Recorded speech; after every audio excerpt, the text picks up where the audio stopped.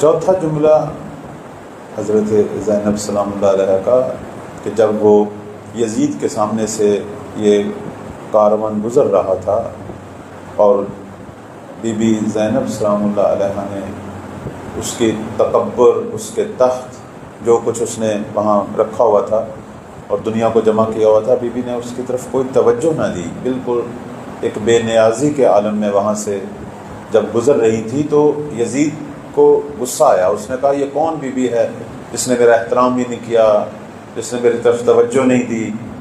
اس وقت ہم دیکھتے ہیں کہ حضرت زینب سلام اللہ علیہ نے کہا انی استصغر قدرک، کتنا بڑا جملہ ہے۔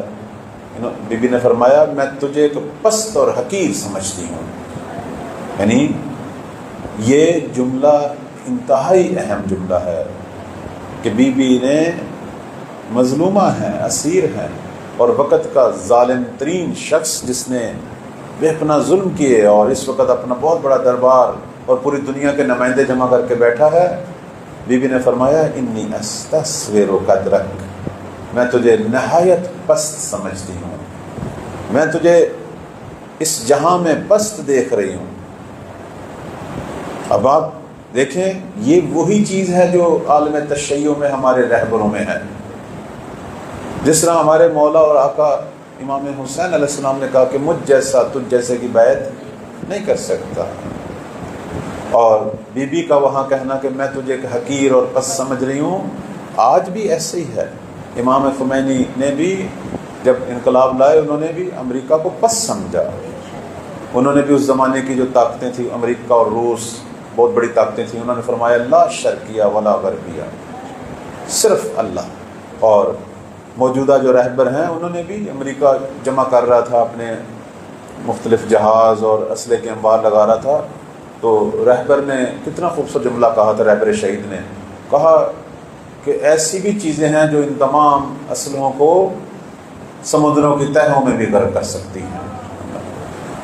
ان کے تو ذہنوں میں بھی نہیں تھا کہ ہم شکست کھائیں گے، یعنی یہ درس کربلا کا ہے، یہ خوف بس خدا کا ہے، یہ درس کربلا کا ہے، یہ خوف بس خدا کا ہے۔ لب پر ہے یہی نعرہ، دل میں یہی صدا، یا مہدی یا مہدی اے وارث کربلا، ہم تیرے سپاہی ہیں، ہم تیرے وفادار، اے صاحب الزمان ظہور کیجئے خدا را۔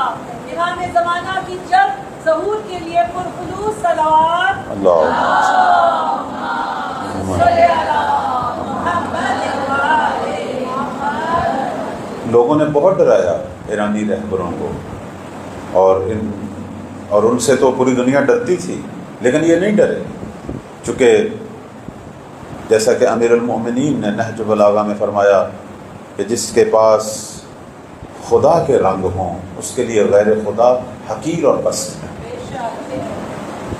آپ نے دیکھا ہوگا، کلپس دیکھے ہوں گے، کبھی بھی رہبر شہید کے چہرے پہ کوئی خوف نہیں تھا، کوئی لرزش نہیں تھی، بلکہ ان کی ملت، ان کے اپنے جو لوگ ہیں جو اس نظام کو سنبھالے ہوئے ہیں، ان کے چہروں کو دیکھیں، وہاں کوئی خوف نہیں۔ جیسے یہ وہی چیز ہے جو شب عاشور مولا امام حسین علیہ السلام کے اصحاب کے چہروں پہ تھی، لا خوف علیہم، کوئی خوف نہیں تھا، اور نہ وہ محزون تھے، بلکہ احادیث بتاتی ہیں کہ جیسے جیسے وقت شہادت ہر شہید کا آتا تھا اس کے چہرے پر سرخی بڑھتی تھی، یعنی وہ شوق شہادت سے کہ جلد ہم حوض کوثر پہ پہنچیں، جلد ہم اپنے رب کی ملاقات کو پہنچیں۔ یہ عظمت ہے، یہاں بھی یہی ہے، ہم نے یہاں بھی یہی منظر دیکھے۔ میں تو اسی ملک میں تھا جب یہ جنگ ہو رہی تھی، ایک لہجے کے لیے بھی کوئی لاک ڈاؤن نہیں ہوا، ایک لہجے کے لیے بھی لوگ نہیں گھبرائے، اور مسلسل جس جگہ پہ بھی کچھ ہوتا تھا وہ پہنچ جاتے تھے، اور ملاحظہ فرمائیں پوری رات وہ لوگ جاگتے تھے، ابھی بھی ہے، اپنے نظام انقلاب کے لیے جو ہے وہ اکٹھے ہوتے تھے، سیمینار ہیں، وہ ریلیاں نکلتی تھیں، پروگرام ہوتے تھے خواتین بچوں مردوں کے، ساری رات وہ اپنے ملک کی حمایت میں کھڑے ہوتے تھے، پرچم لہراتے تھے۔ یہ چیز ہے کہ جن کے پاس خدا ہو انہیں دنیا میں کسی اور کا کوئی ڈر نہیں۔ امام مہدی علیہ السلام کا جو لشکر ہے، جو انشاءاللہ ہم اپنی آنکھوں سے دیکھیں، یہ وہی ہیں، کہتے ہیں ان کی شبیہ ترین جو مثال اگر آپ پیش کریں گے وہ شہدائے کربلا ہے. یعنی اگر کسی نے لشکر مہدی کو سمجھنا ہے تو شہدائے کربلا کو سمجھیں. بالکل ان کی شبیہ وہ ہیں. وہی یہ ہم کیوں اپنی مجالس کے اندر ان شہیدوں کا ذکر کرتے ہیں؟ کیوں ہم جناب حبیب کا ذکر کرتے ہیں، حر کا ذکر کرتے ہیں، جناب سعید کا ذکر کرتے ہیں، حتیٰ مولا عباس کا؟ ہر سال وہی قصے کہانیاں. کچھ لوگ تو سوشل میڈیا پہ اعتراض بھی کرتے ہیں کہ آپ ہر سال وہی کہانیاں کیوں سناتے ہیں. یہ کہانیاں نہیں ہیں، یہ تیاری ہے، یہ تربیت ہے، یہ نقش آفرینی ہے، یہ روحوں، قلوب اور ذہنوں کو تیار کرنا ہے. کیونکہ آج بھی جن لوگوں نے اسلام کی عزت کو بچایا ہوا ہے وہ یہی صف اعضائے حسینی سے اٹھے ہوئے لوگ ہیں. ورنہ دنیا میں کئی طرح کے اسلام ہیں. آپ نے دیکھ بھی لیا کتنے قسم کے اسلام ظالموں کے آگے جھکے ہوئے ہیں. اگر کہیں بھی کوئی کھڑا ہے تو وہ شیعہ ہے. وہ وہی ہے جو مجالس اعضاء میں شرکت کرنے والا ہے. اس سے پتہ چلتا ہے نا کہ مجالس اعضاء کا فلسفہ کیا ہے. مجالس اعضاء کا فلسفہ تیار ہے. لوگ کہتے تھے کہ امام مہدی کا چھوٹا سا لشکر آئے گا، کیسے پوری دنیا پہ قبضہ کرے گا. آج آپ نے دیکھ لیا ایک ملت کا چھوٹا سا لشکر اس نے دنیا کے سب سے بڑی شیطان طاقت کو جھکنے پہ مجبور کر دیا. اسی طرح ہوگا. یہ اگر ایک فقیہ کی قیادت میں، ایک حسینی فقیہ کی قیادت میں اگر ایک ملت دنیا کے شیطانوں کو جھکا سکتی ہے تو امام مہدی کی قیادت میں ایک چھوٹی سی ملت پوری دنیا کو تسخیر بھی کر سکتی ہے. ہمارا عقیدہ، ہمارا ایمان، یا مہدی یا صاحب الزمان. ہمارا عقیدہ، ہمارا ایمان، یا مہدی یا صاحب الزمان. یا اب بسم اللہ. چونکہ ٹائم بھی ختم ہو رہا ہے، میں صرف آخری جو نقطہ ہے وہ یہی کہوں گا کہ یہ جو آخری جملہ ہے بی بی کا کہ میں اللہ کے علاوہ، یعنی اللہ جب ہم کہتے ہیں تو اس سے مراد صرف خدا نہیں، خدا سے جڑی ہوئی ہر چیز، اس میں ولی خدا بھی ہے، اس کے اندر ہمارا پورا دینی نظام ہے، یہ مراد ہوتا ہے، جس میں حقوق اللہ ہیں، حقوق العباد ہیں، بالخصوص ولی خدا کے حقوق. یہ میں اللہ کے علاوہ جو ہے باقی ہر چیز کو، یعنی ہر گناہ کو، ہر دنیا کی منفی شیطانی طاقت کو، ہر چیز کو میں حقیر سمجھوں. یہ آغاز ہے امام زمان کے لشکر.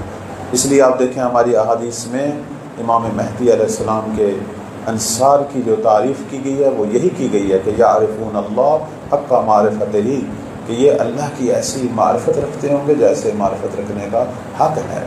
یعنی کتنا کام کیا انہوں نے توحید پہ.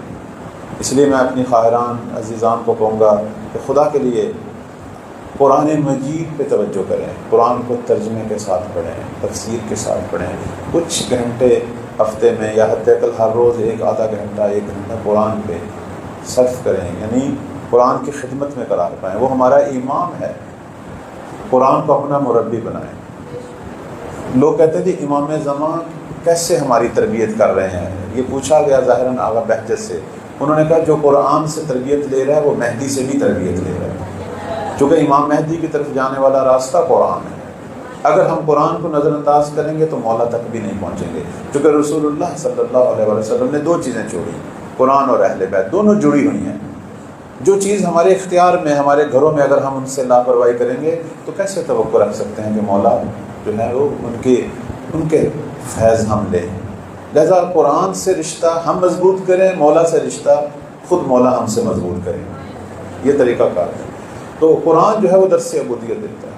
اچھا، اور دوسری جو چیز ہے امام مہدی کی صفات میں، وہ اپنے زمانے کے ولی کی خدمت، اپنے آپ کو ان کی غلامی میں، کنیزی میں قرار دینا، ان کی اطاعت ایسے کرنی اپنے زمانے کے امام کی جیسے مولا علی نے پیغمبر کی، جیسے مولا عباس نے امام حسین کی.